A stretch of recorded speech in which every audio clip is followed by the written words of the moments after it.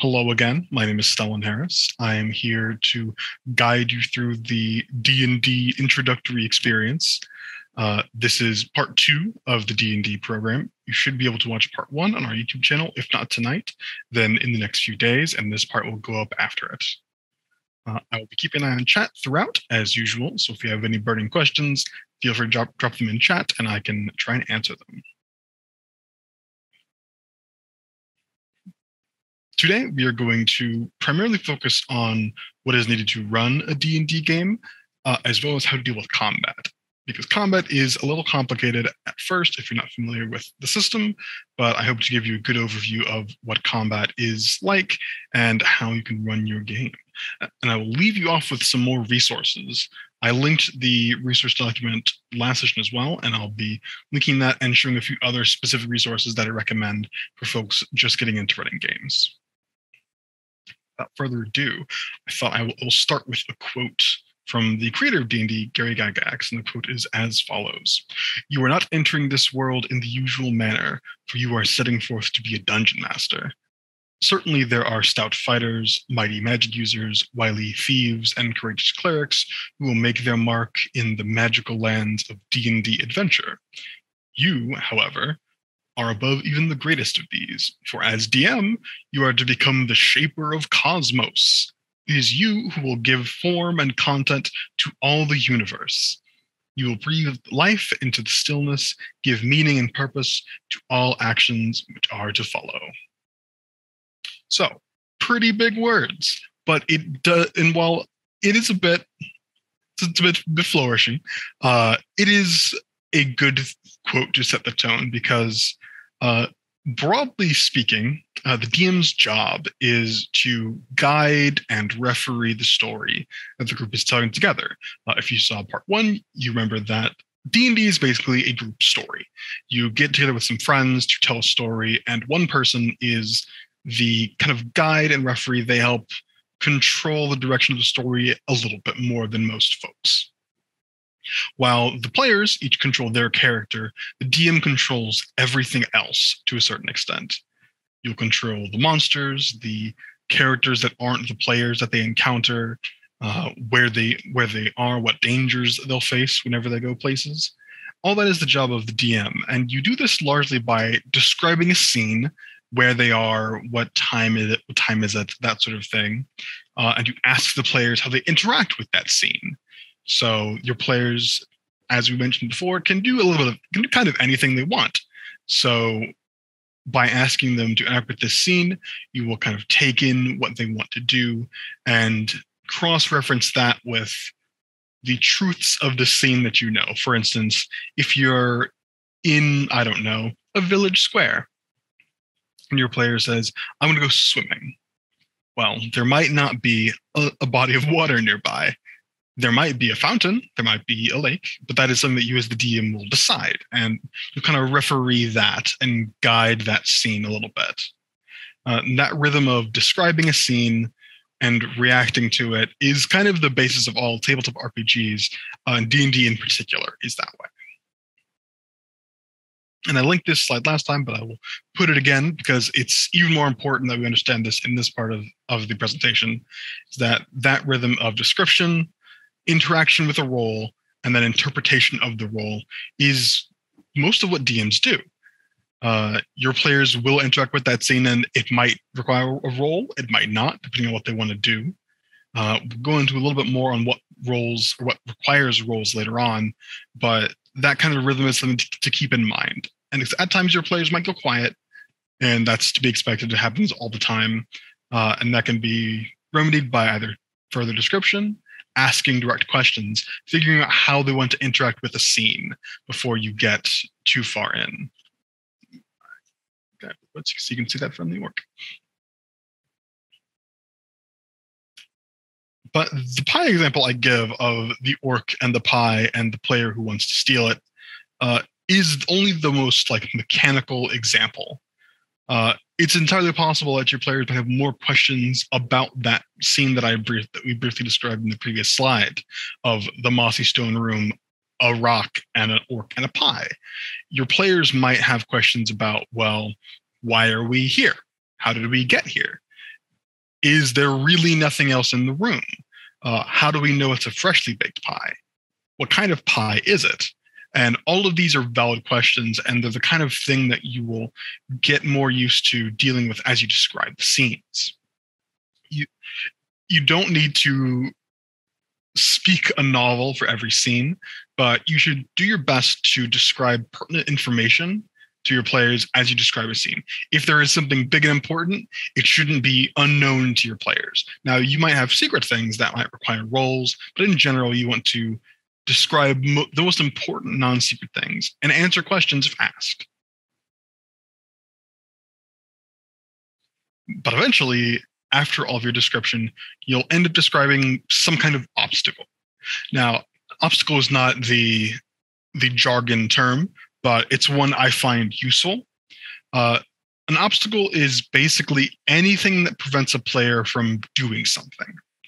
Now, it could be a big rock, preventing the players from leaving the cave that they're in, or the room with the orc and the pie. It could be a stubborn guard or law enforcement officer who doesn't want to let the players do a certain thing. Maybe the players are trying to get somewhere and a guard says that, I don't know if I want to let you in there. It could be a magical, mystical barrier keeping them out of, say, a shrine or a wizard's lair. It could just be that the players are hungover and they're having difficulty getting to an important meeting. Sometimes that can also be an obstacle. And whenever your players encounter an obstacle, you will generally ask them to roll something. In non-combat settings, this tends to be an ability check, which, in case you don't remember, is a d20 plus the relevant ability score or skill if there is a relevant skill.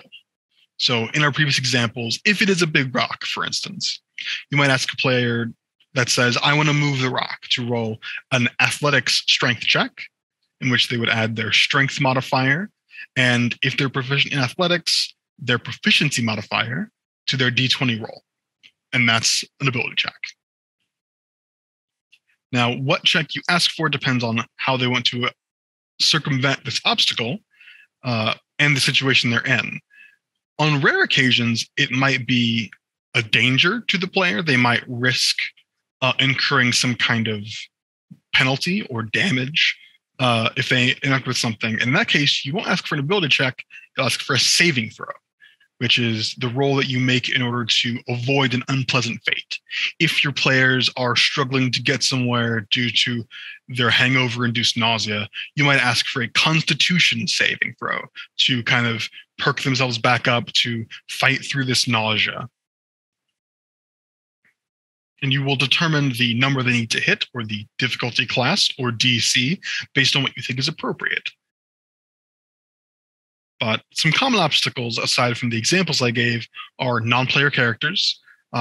Non-player characters are just any character in the scene or story that aren't your players.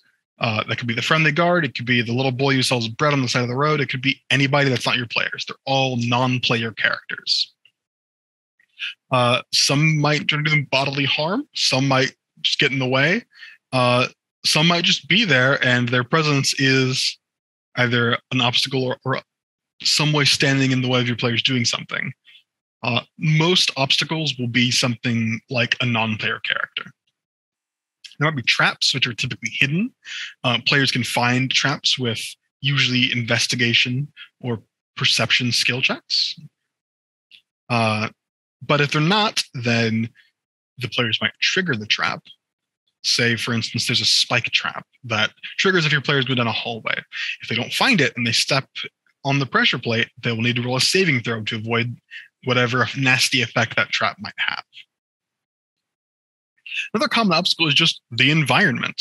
Your players might be walking around at night and maybe they can't see in the dark. Maybe they're climbing up a steep cliff or trying to keep above water on a frozen lake. All these are things that might require ability checks to get through. Some might even require saving throws depending on how dangerous it is. But those are the common obstacles that you'll be dealing with. And I hear you asking, well, when do I ask for a dice roll? So the answer is, a bit unsatisfactorily, that depends. But as a general rule, whenever the players attempt something that has consequences for failing, especially to overcome some kind of obstacle, you ask them to roll. If your players don't have to incur any risk, be that physical or social or spiritual, then you generally don't need to make them roll for something. Some examples might be if they're making a sandwich. If they're putting some mayo on a sandwich, that's not a difficult thing. There aren't really any stakes in that, unless it's a steak sandwich. But that's not the kind of situation that you really need to make your players roll for.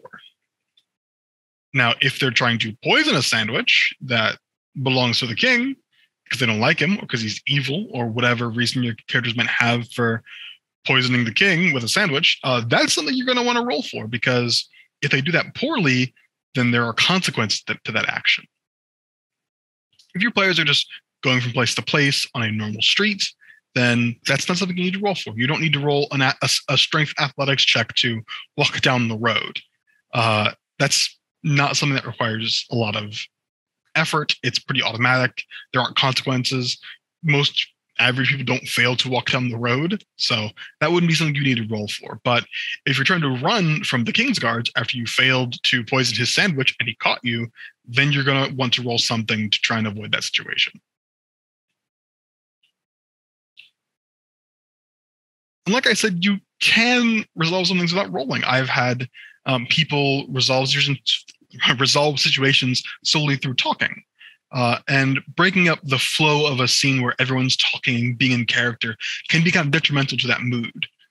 Sometimes you can solve a puzzle without any rolls. If your players are smart, and it's not outrageous that their characters would also be kind of smart, then you don't need to make them roll for that. Really, it comes down to what you think is appropriate when you're asking for rolls. You as a DM should be careful with letting people get away with too much without rolls, but it's something that you'll get more familiar with as you do a bit more DMing. But in general, if there are consequences, make your players roll. Now, I mentioned role-playing scenes, and role-playing scenes are definitely a pain point for new DMs. A lot of people might not be used to the kind of collaborative, acting-esque storytelling kind of vibe that you get with a game like D&D. A lot of people aren't used to speaking in silly voices. I've been doing it for 10 years, so I'm immune to that awkwardness for the most part. But it's something to think about when you're thinking about DMing, is that you will need to do some kind of role-playing. Now, the kind of role-playing that you will do will vary. Some groups start off very slow as just a description kind of thing. Some people say, I am Jeff the fighter. Jeff is interested in that magical sword on the wall. Jeff asks the shopkeep what it's about. And that's a perfectly valid form of role-playing. That isn't better or worse, and it's really up to what your group wants to do. I play with groups that do very heavy in-character speech, where you wouldn't say Jeff asked the shopkeeper about the sword. You would speak as Jeff and say, hello, shopkeep. Could you tell me about that magical sword? And that would be how you would conduct that scene. And then you as the DM would respond, oh, yes, this is the sword of fire, and it costs 50 gold pieces, or something like that. And that's, again, not for everyone. Some folks like to do voices. I like to do voices because I think it's fun. It adds to the immersion. But again, that's a personal choice. You don't have to do voices to be a good DM. You could be a great DM and never do voices. It's all about what works for you and your group. One thing I will say is try and limit table talk. Getting your friends together and hanging out does lead to some table talk, of course, talking about unrelated things, but it's generally a good idea when you're trying to have a role-playing scene to keep everyone's attention as best you can. If you notice a player might be drifting, then address them in the game. If you notice, for instance, Jeff's player is on his phone, you can say something like, Jeff, the guard walks up to you and starts talking to you. And that will generally draw Jeff back into the game. It's not required that everyone be constantly 100% focused on the game all the time. You're going to be playing for a couple hours generally, so I wouldn't worry about it too terribly much, but you want to try and keep focus whenever possible.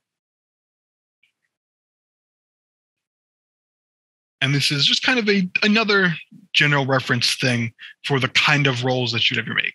So in general, If your players are attempting something violent, be that attacking someone, hurting someone, casting a spell on someone that is harmful, that's when you will stop the scene and you will initiate combat. And combat is a special kind of self-contained aspect of the game that has its own rules, and we will cover later on tonight. But in general, if violence is happening, you will stop that scene. That scene will generally end, or at least pause, as combat initiates. And then after combat finishes, you can come back to that scene as it remains. There might not be a scene anymore, or not the same people in the scene, but you will come back to it and reevaluate where the story is. If they want to do anything else, you'll generally ask for an ability check. As I said, ability checks are D20 plus ability score modifier plus potentially proficiency modifier if they have the relevant skill proficiency. Now, if something's being done to the character, in general, you will have them make a saving throw, unless they're being attacked or having a spell cast on them, in which combat will happen. But if they're trying to avoid being hit by a boulder or something of that nature, you'll have them roll a saving throw.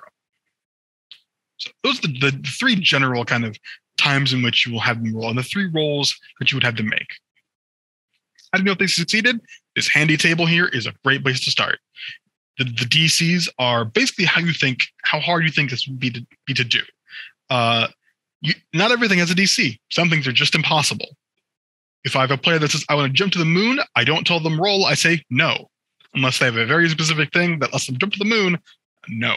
It is okay to say no to things. Not everything has to be available. You want to work within the group as a story to make cool things happen, but not everything needs to happen. And this table here is a great metric to think about how different things might be. And because as players level, their numbers go up a little bit, but not too much. So you want to keep that in mind as you assign difficulty classes or DCs. How do you set up a role-playing scene? I mentioned this kind of briefly, but if you want to set up a scene where people talk a lot, you want to think about your NPCs first. Think about who they are, what they want to do, who they are, what they want to do, and what they want out of something. Establish that intent. What kind of scene is this going to be? Is this a tense negotiation? Are they meeting people? Are they figuring something out? Is this a mysterious scene? That will help you kind of direct the actions, the mood a bit more as well. And I mentioned desires in terms of your NPCs, your non-player characters, but having a character that wants something and acts based on that desire can help them feel a bit more real. Are they trying to get something from your players? Are they hiding something? Do they not want them to find something? What are they willing to give to accomplish their goals? And what lines are they unwilling to cross in this scene? Some examples might be, you're probably talking to Baron DeRose. He wants to hire the players to solve the local goblin problem. He's willing to pay some, but he's hoping to appeal to their morality so he doesn't have to pay them. So maybe he's a little greedy. He doesn't want to pay them for their time, which isn't good. He won't supply them arms like swords and bows and crossbows because he's worried about having to defend himself from his barony neighbors. You have Clint the blacksmith, who wants the players to find his daughter, who went missing near Goblin Forest. He can't offer them money because maybe he's poor, maybe times are tough. Times are tough for everybody. But he does have a finely made sword that he might be willing to offer as a reward if the players ask. If they don't ask, he won't offer a reward, just his heartfelt thanks. And then you have the Goblin Chief Batwing. He wants to sacrifice a human for his ritual, but he might accept a fitting substitute if the players offer one. He won't be dissuaded from consecrating the tomb to his deity.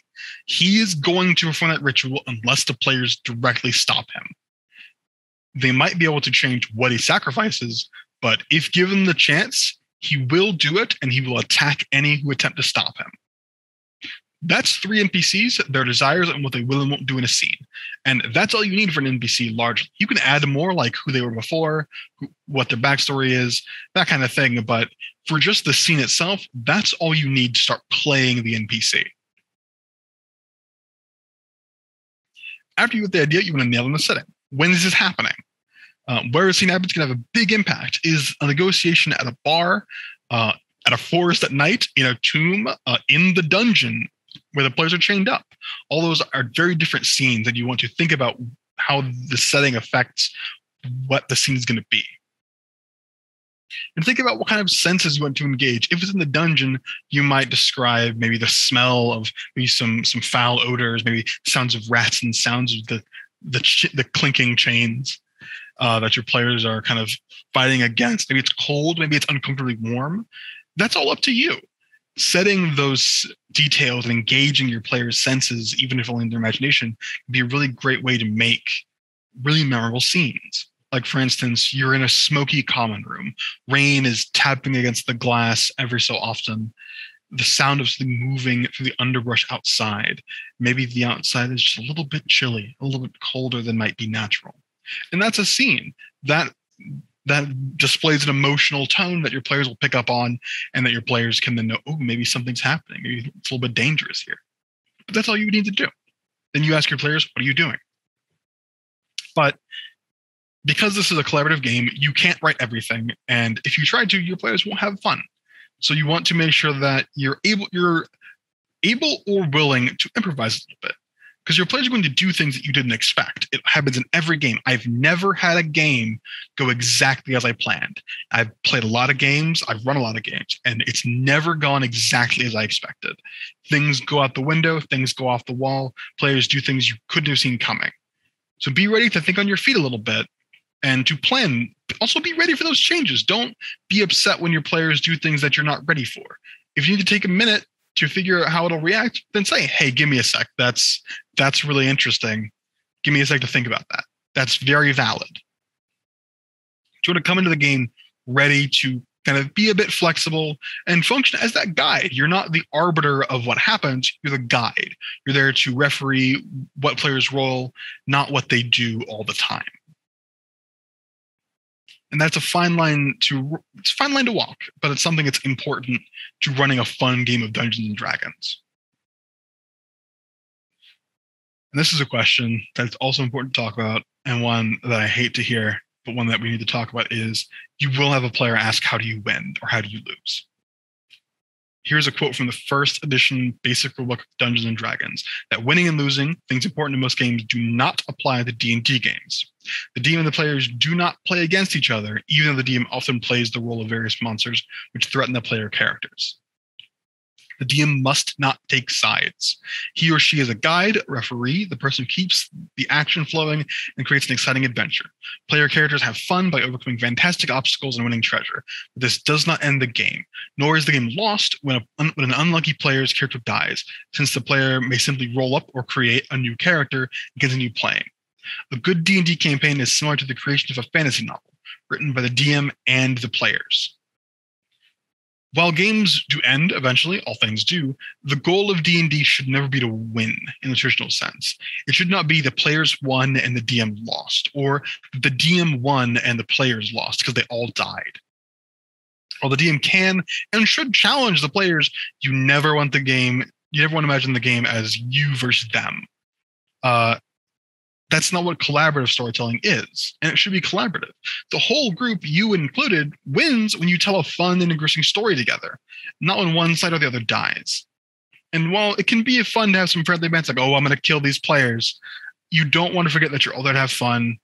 It's not about winning and losing. You're there to tell a cool story and have some cool experiences. So that is the main high points of what I wanted to get across to you guys about the basic process of DMing before we get into combat. DMing should be you are that referee, you plan some things ahead, you make some characters that aren't the players, you set your scenes, and you interpret how those scenes go based on what your players roll. And that's really it. There's some more nitty-gritty planning stuff that I have resources for later on. When it comes to DMing, that's the big stuff. So let's get into combat, which is complicated, but you folks are smart. I know you can do this. You got this far. Then I'm confident you can get through combat too. So let's talk about it. So combat is the system that D&D uses to resolve violent encounters. Any kind of violent encounter that your players have is going to be resolved through combat. Combat is divided into various segments of time. There are rounds, turns, and actions. Actions are taken by characters to perform different tasks in combat.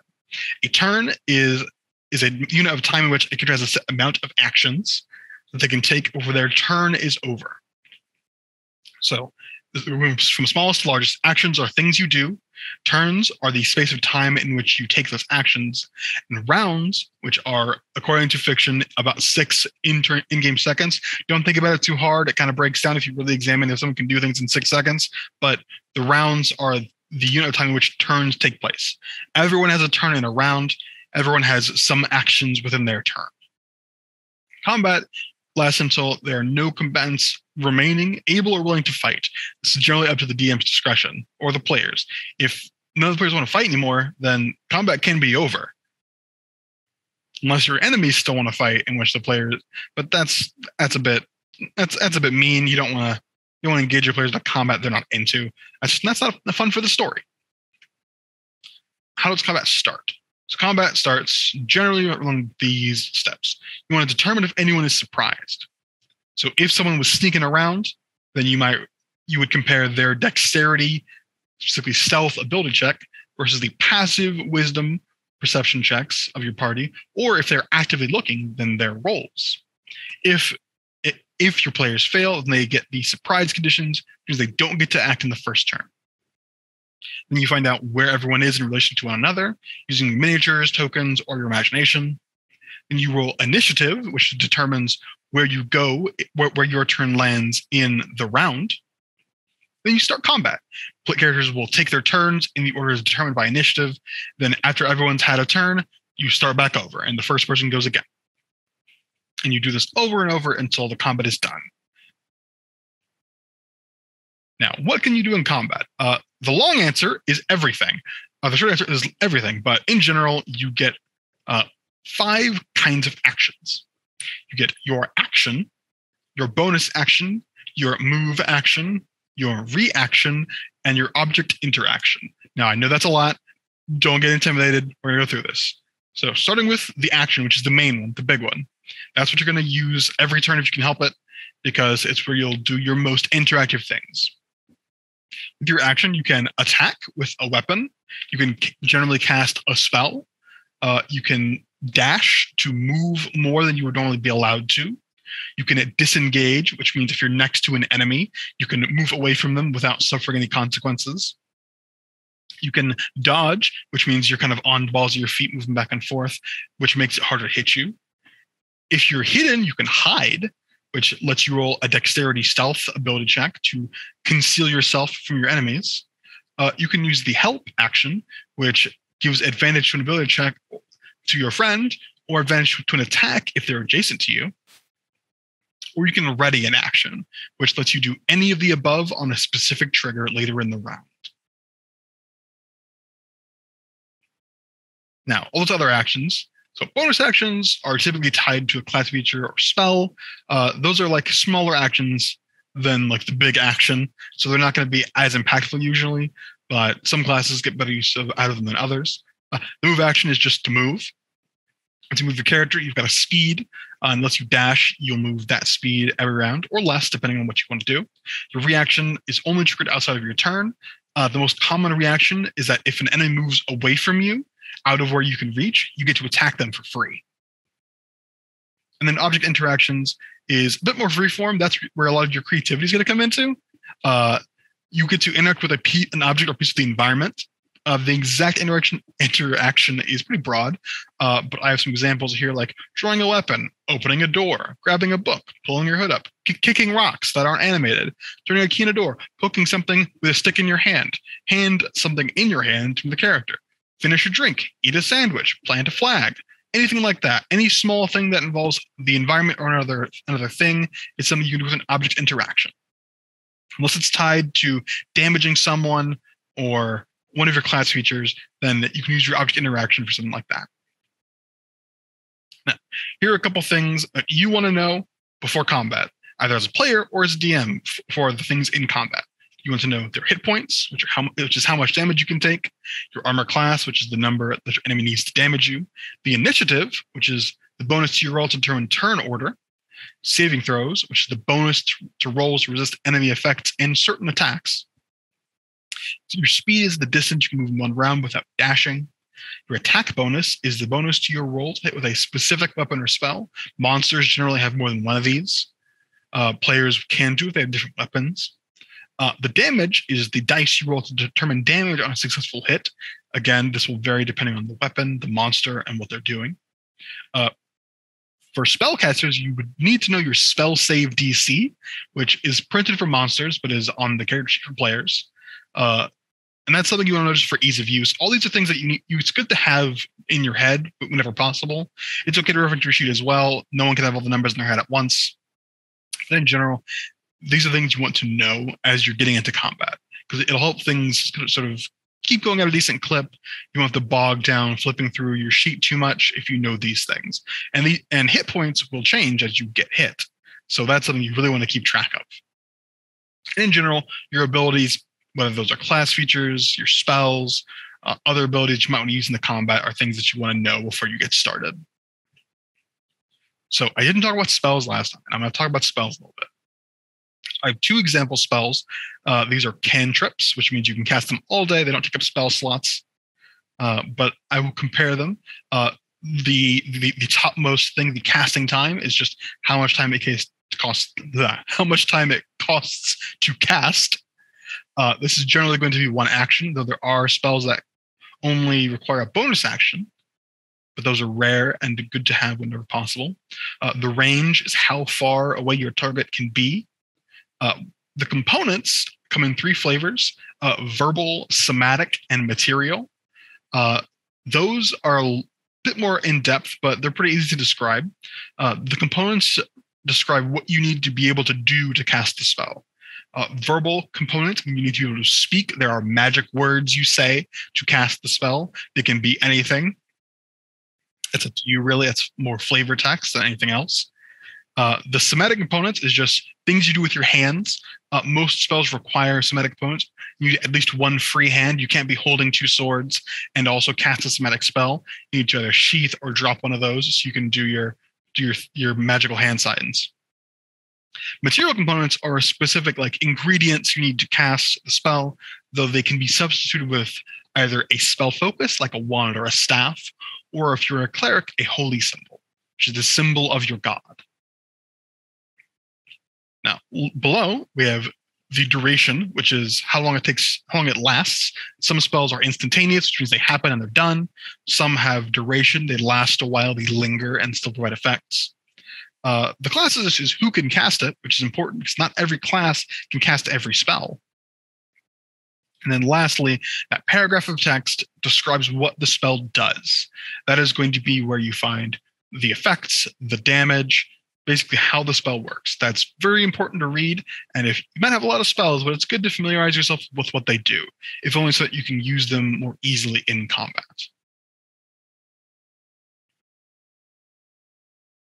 So let's do something wild and let's have a combat. So I've set up an example combat. Here's the scene. The party is investigating some of those goblin raiders that have been stealing livestock from a local village. The blacksmith's daughter has vanished. They followed some tracks and they've located a goblin hideout. And they want to go in there and kick some goblin butt. Our party will consist of a fighter, a wizard, a cleric, and a rogue. And they will enter the combat with all their health and all their spells and all the resources available. Now, because the party wasn't sneaking, they didn't get the drop on the goblins, so the goblins won't be surprised in the first round. The fighter and rogue rushed in at the start of the combat, and the cleric and rogue hung back a little bit. So before we get in here, as the DM, let's look at what our monster can do. So this is the stat block of the goblin. I've put this red box around the important stats, what we need. We have their armor class, their hit points, their speed, their abilities, and their actions, including their attack bonus with their spear and the damage they roll. Now, you might be thinking, where are the saving throws? The saving throws, when not printed on a monster stat block, are the ability modifiers next to their stats. So strength is a -1, dexterity a +2, con a 0, and so forth and onward. Now we got those in our heads and also on our sheets as we're running this game. Let's take a look at what the battlefield looks like. And I've had a little grid made here. We have 3 goblins against 4 players. The players have the numbers advantage, but let's see if they can really take advantage of that. We have our blue circle, which is fighter. Our red circle is rogue.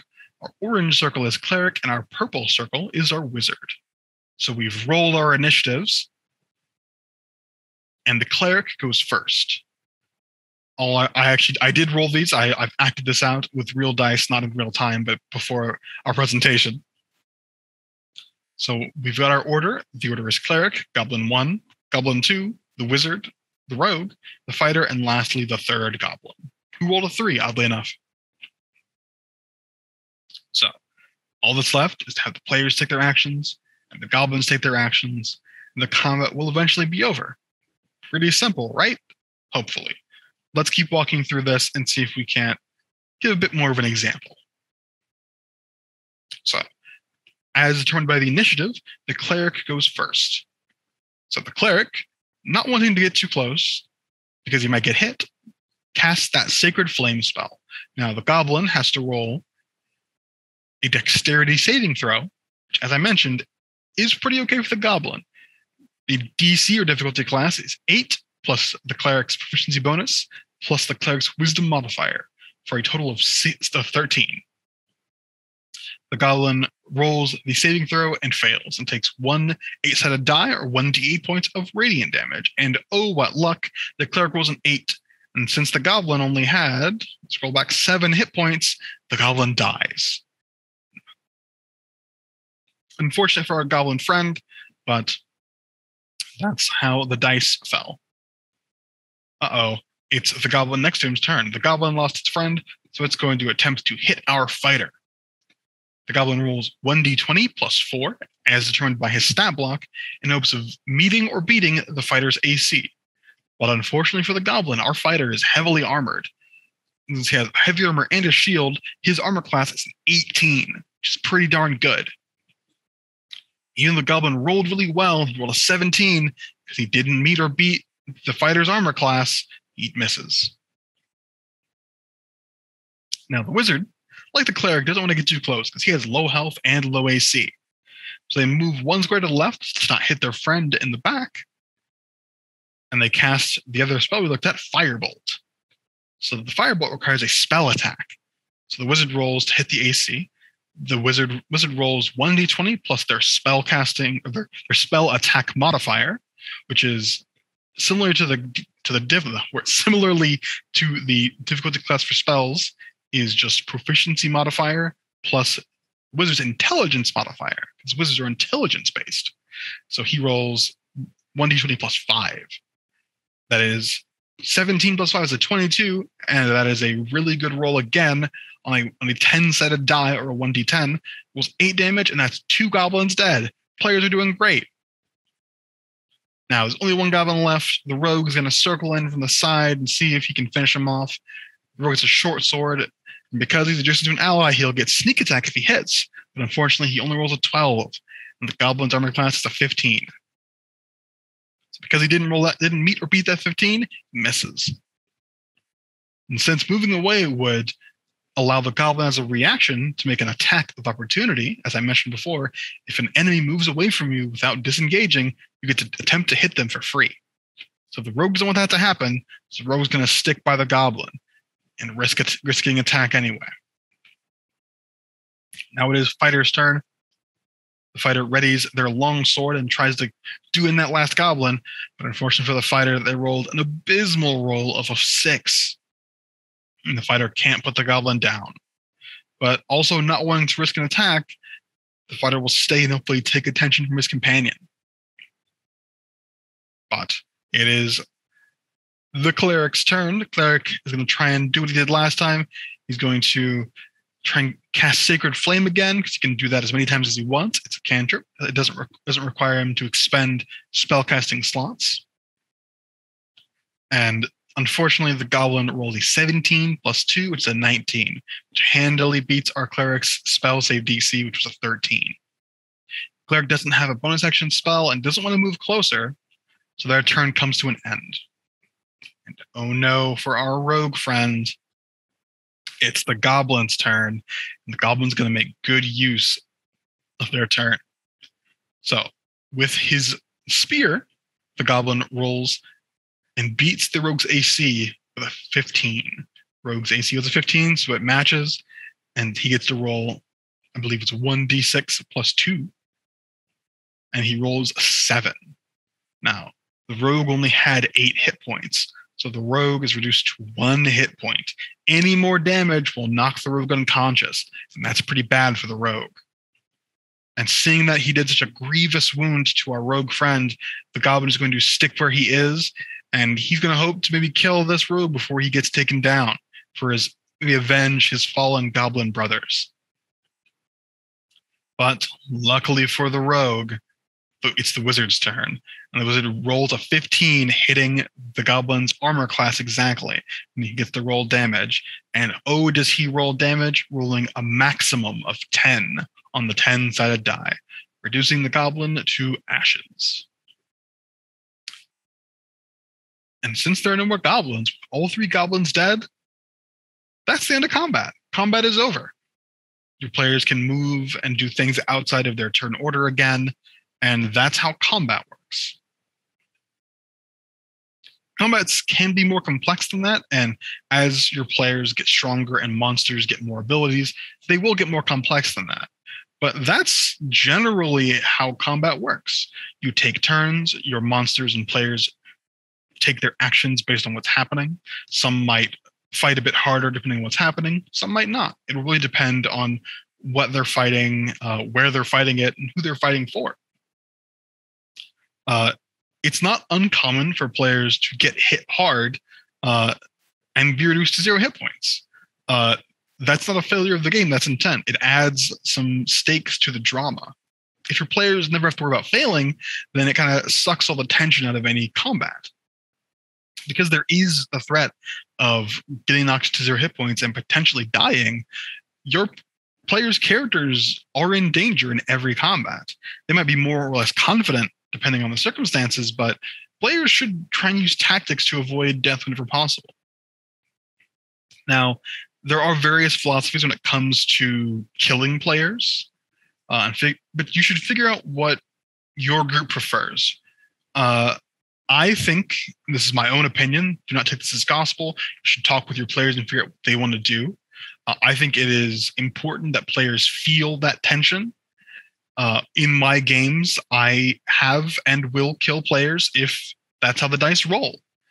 I think it enriches the stories and makes things feel very real when you risk losing someone that the characters in a scene care about. Or don't care about. It depends on the group dynamic. Vice versa, it's really rewarding when your players have an enemy they really hate for whatever reason, really don't like, and they finally get to knock them down a peg and maybe kill them. That can be really rewarding, depending on where the game's been going. But it's important to find that balance with your group and find what works best for you. Now, what do you do after combat? The after combat is almost as important as the combat. You should determine their rewards. Do the goblins have any gold? Are there any magic items? Is the blacksmith's daughter in that cabin where the goblins were? There should be concrete and potentially narrative rewards for doing well in combat. Anything that will reward the players for their victory should be either discovered or determined, hopefully beforehand, but should be discovered after they win. The player should take stock of their lost resources. Maybe they cast spells that cost spell slots. Maybe they got hurt. Those are things to kind of take stock of before they make their next move. DMs should make note of the experience points rewarded for combat, which, because the goblins were not a super big threat, they were each worth 150 experience. And then at the end of session, you will divide that amongst your players for all the combats and all the things they did that earned them experience points. In the event of a character death, resolve that narratively as appropriate to your group and the scene. I've played with groups that like to have sort of deathbed last words kind of things. I have played in groups that just said, "You're dead. There's nothing more," and the other players do a lot of the grieving, a lot of the sort of reaction to the death. But after combat, you will describe the scene after the combat, and you'll re-engage in that kind of cycle. You'll describe the scene, your players will make choices and interact with that scene. They'll roll some dice, and you'll describe how that scene changes, and you're back in the cycle.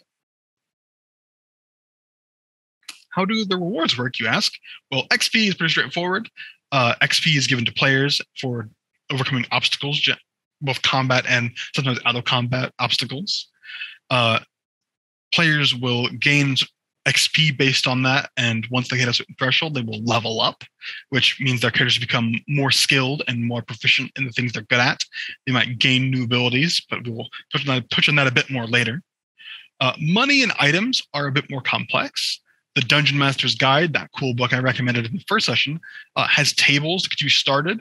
But in general, you should factor in what you feel is an appropriate reward for things. You don't want to give your players Doombringer, the axe that cuts the sky at level 2, because then your players won't have anywhere to go from there.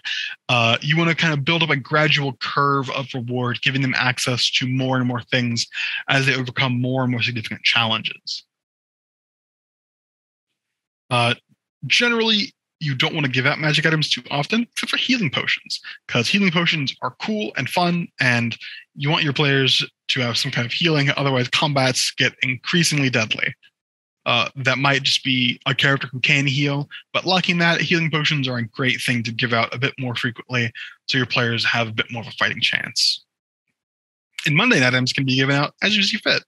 If you want to say the goblins have, I don't know, a folding chair, and one of your players is like, oh, that's cool, I want to take that and maybe use it for something. Or maybe they have a pickaxe or 100 feet of rope, or maybe a key or something like that. Anything like that can spice up the rewards for an encounter and make it feel more rewarding. Now, your players are hurt. How do they get their health points back? There are 3 main options. They can take a short rest, which means they find a place that's safe and they do very little for an hour. And they can roll their hit dice and recover an equal amount of HP equal to their roll plus their con modifier per hit die. So, for instance, our rogue got hit for 7 hit points. So if they take a short rest, they can roll a 1d8 or one 8-sided die and add their constitution modifier, and they will get back that many hit points. But you only get to roll 1 hit dice per level. So if you're level 2, you get 2 per short rest. 4, you get 4, and so on and so forth. You don't have to spend them all at once because you can take short rests more than once per day. Some classes recover class features, but no spells are recovered outside of very specific circumstances. Now, if that's not going to cut it, your players can take a long rest, which means they sleep.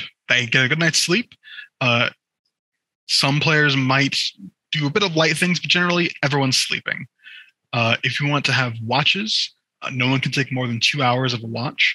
And when you sleep for 8 hours, you regain everything you spent, your hit points, your spell slots, your class features, and half your spent hit die. But you only get to do that once per 24 hours. And last but not least, you have healing magic, be that spells or potions. Those are generally finite resources, so you want to use them with care. But what happens if Rogue got knocked to 0 hit points? Well, when a character is reduced to 0 hit points, they fall to the ground, they drop what they're carrying, and they go unconscious. And each round after that, they have to make what's called a death saving throw. Yeah, very spooky. Which is a d20 with no bonus. On a 2 to a 9, you mark 1 failure. On a 10 to a 19, you mark 1 success. After 3 failures, your character dies permanently. After 3 successes, your character stabilizes, and you don't have to make any more saving throws. But there are some edge cases. If you roll a 1 on a death saving throw, that counts as 2 failures. While rolling a 20 instantly brings your character back to 1 HP, which means you're conscious again, you are on the ground, but you can stand back up and get back in the fight if you so wish. If you take any damage while unconscious and dying, any damage, be that a soft boot to the head or a stab from a spear, that gives you 1 failure. That gives you 1 failure automatically, unless you are unless the attack is melee. If, for instance, your player gets hit by an arrow, that's only 1 failure. But If it's from an up close and personal, you're unconscious, you can't defend yourself. That's an automatic critical hit. And if you get a critical hit on an unconscious and dying player, that's 2 failures, which means they only need 1 more and they're gone forever. So getting knocked down is dangerous. Now, if you are healed, if you regain hit points while unconscious and dying, then your failures and successes go back to 0. So when someone goes down, it's pretty important that your players want to get them back up as soon as possible. But luckily for them, monsters don't make those saves. NPCs and monsters generally don't make death saving throws, just for kind of streamline's sake. If you want to roll like a special NPC that needs to make death saving throws, you can, but I wouldn't recommend doing it too often because it really just bogs down the thing. Because if your players want them dead, then all you're doing is extending the time where players will go up and kick their head in after they're unconscious.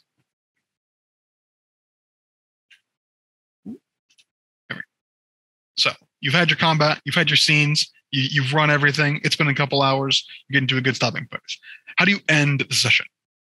Well, most sessions end at points where the story is a natural resting place. Maybe after a big battle, maybe they've discovered some big new clue in their ongoing mystery.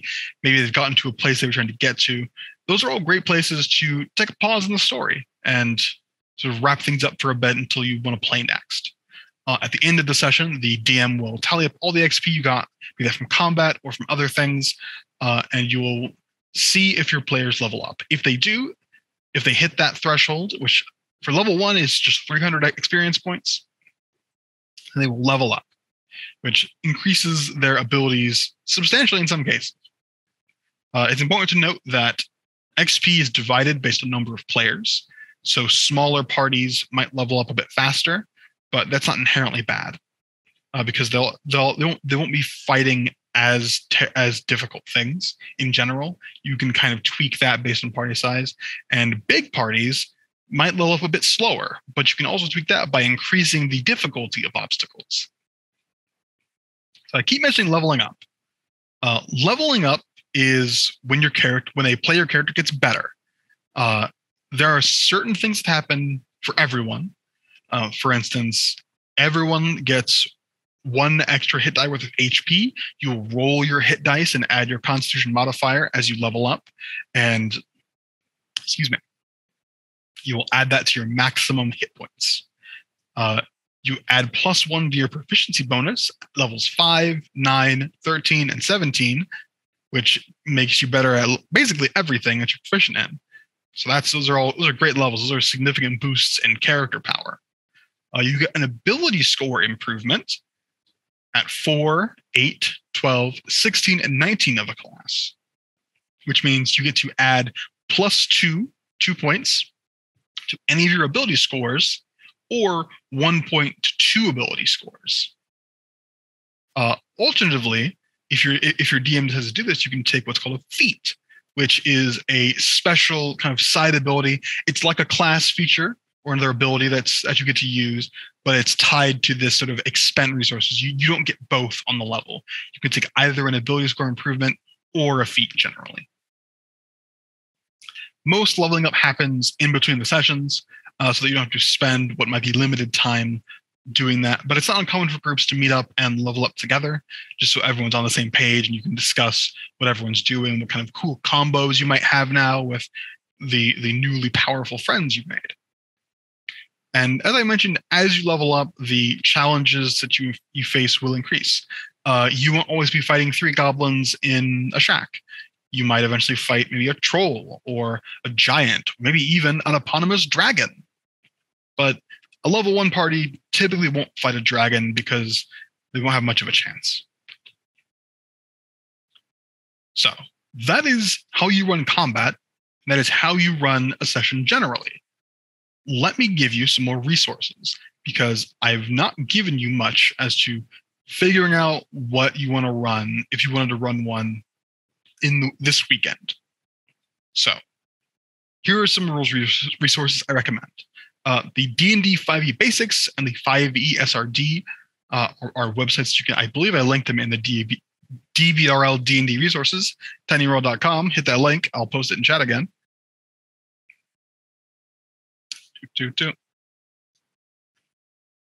tinyurl.com/DBRL D&D resources. Make sure I spelled that right, because I am good at spelling. Yes, I did. So, well, bam. That should bring you to this. It is a link, say a list of resources, and I did put these on here. This is just introductory adventures, rules for making your adventure, which I'll talk about a bit more in depth, as well as just running a game. There are a lot of rules in D&D that you might bump into, and these resources are a great way to become more familiar with them. Specifically, the Handbook or Helper is a series of videos by a popular Dungeons and Dragons sort of group that explains some of the things in the player's handbook that you might not be familiar with. Highly recommended, great production quality, really good explanations. For running a game virtually, I recommend Roll20, which I can also go to. I believe it's a .net. Yes, this is a virtual tabletop. It is a great way to run a game virtually over distance. If you can't meet up, or if you have friends at other places, you can run the game through this. It gives you a place to roll dice. It gives you a place to move your tokens and miniatures around. And it's a great way to run your games not in the same room. I've run with Roll20 for a long time. I think it works fine. I would recommend it as a good place to start. There's also Fantasy Grounds, which I'm less familiar with, but I'm told is pretty good. It's got a lot more integrated rule books to it that you can get, but it does cost, whereas Roll20 is free to use with a free account. So that's really up to you. Or if you have folks here or near and you just want to get together with pen and paper and dice, you can do that too. You can also do it over with webcams and Scout's Honor, but that is one as a route with significant downsides, I'll say. As my first dungeon master said, although if you are cheating at tabletop RPGs, you have a lot more problems going on. So, recommended adventures. So these are the recommendations I make. I link them in the resource guide. Defiance and Flan is a great introductory thing. If you have never run something before, they're easy to understand. They walk you through step by step. They're a great place to start your game. You can run a number of them. It contains a number of scenarios that you can run. And they're short enough to play in like an hour if you really want to. You can also use them as a jumping off point to run a game of your own or another rule book. Lost Mine of Fandelver is the adventure that comes with the D&D 5e starter kit. It is a bit more involved. It does run you longer, so you have more of a breadth of an adventure with Lost Mine of Fandelver. It might not be as beginner friendly, but it is still pretty beginner friendly. I think I prefer Defiance and Flan for like never played an RPG before DMs, but if you feel like you've got a bit of a handle on the rules, then you can always transition from Flan to Fandelver. It's not hard to say you go from this place to this place. Now we're playing this adventure. But you could also make your own, and that's what I do. I make my own adventures, and I won't lie to you, it is more work. But it lets me be creative, and it helps me understand the game in a way I didn't before. But like I said, it is pretty difficult, and there's a lot of things you need to do beforehand. But there are resources that you can look at to make your own, such as the video series by Matt Colville called Running the Game. The first 3 episodes walk you step by step through creating a simple adventure. It's aimed at new and old DMs alike, and it'll give you a much better understanding of that process. Excuse me. It provides mapping examples and gives you a map for an adventure that he makes on screen throughout these first 3 episodes.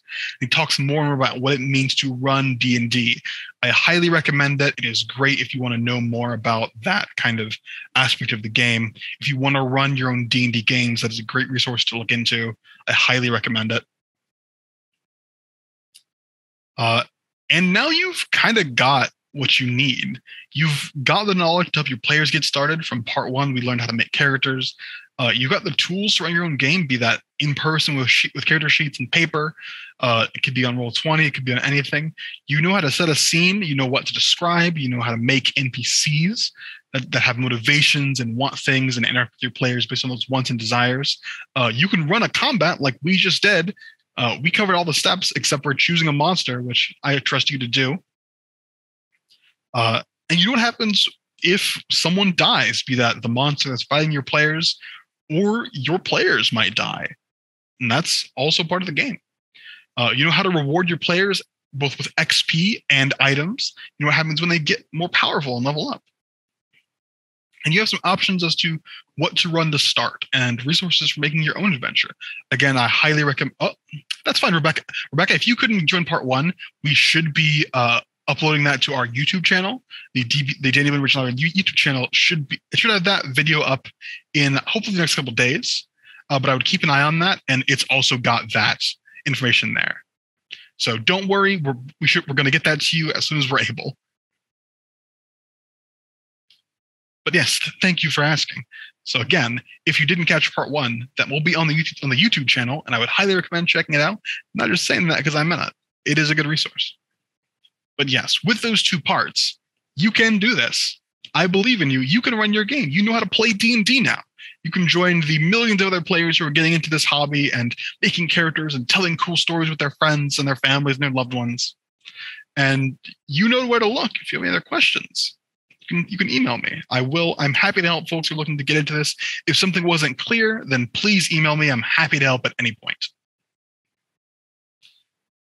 As a final thought, tabletop RPGs are one of my favorite ways to spend time with my friends because there's something really special about getting together and making something with people that you enjoy being around. And the 5e rule system, the D&D 5e rule system is a great place to start, but it isn't the only game out there. There are other ways to do things. And I only given you like a ground level intro into tabletop RPGs. You can play 5e for a while and then start to see what other games are like. Now that you have this kind of baseline intro, you'll be a bit more accustomed to the way tabletop RPGs work and the differences, because there are a lot of differences. No 2 game plays exactly alike. And that is one of the beauty of tabletop RPGs, and that you have a game for every kind of thing you want to do. If you want to tell like a very low action, very like drama intensive game, you can do that in tabletop RPGs. If you want something with superheroes or sci-fi or Old West or any kind of historical setting that you want, you can do that with tabletop RPGs. And when you start playing, you'll realize that it's about having fun. And don't forget that, because I've been in situations where I'm playing D&D just to do something and I'm not having fun. And that's a situation in which you should stop playing with those people. And that can be hard if they're your friends, but it's important to have the conversation like, hey, I'm not having fun, or I'm not really comfortable with what we're doing here. Can we change this? Because if you're not having fun and you're playing bad D&D, you shouldn't play, because no D&D is better than bad D&D. And like I said, because this game, this genre of entertainment is so broad and is so vast, don't be afraid to experiment. Make your game post-apocalyptic. Change how spellcasting feels. Maybe it's governed by spirits or elementals, maybe. Or instead of doing the classic medieval European sort of fantasy setting, set it somewhere else. Set it in Renaissance Italy or Golden Age Africa or whatever setting that you want to do. As the DM, you and your players get to decide what your game is. And that's one of the beautiful things about this game, is that you are in control of what happens. You get to decide what this is, what fun you're having, because it is your fun. And that's the beautiful thing about collaborative storytelling and tabletop RPGs, is that it's truly collaborative. And it's such a beautiful thing when people come together and make something awesome.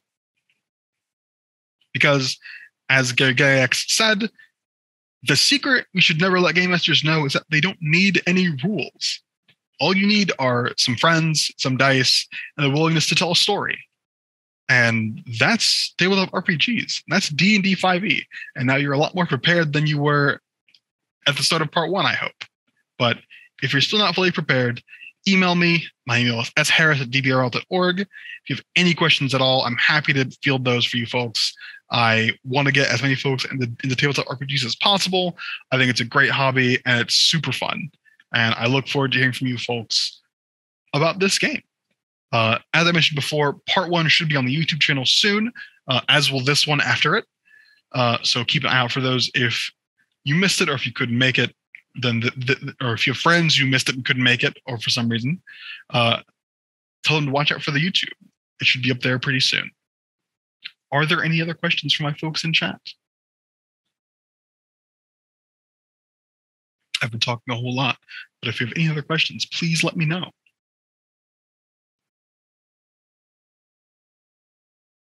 Oh, thank you. That means a lot. I'm glad you appreciate putting this together.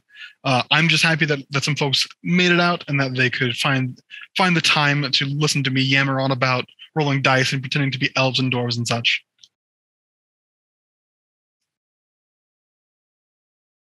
It is something I do regularly. I will yammer on if not stopped. So I will stop myself. Thank you folks for coming. It has been my pleasure to talk about this game with you, and have a good evening. I hope you get out there and play some D&D.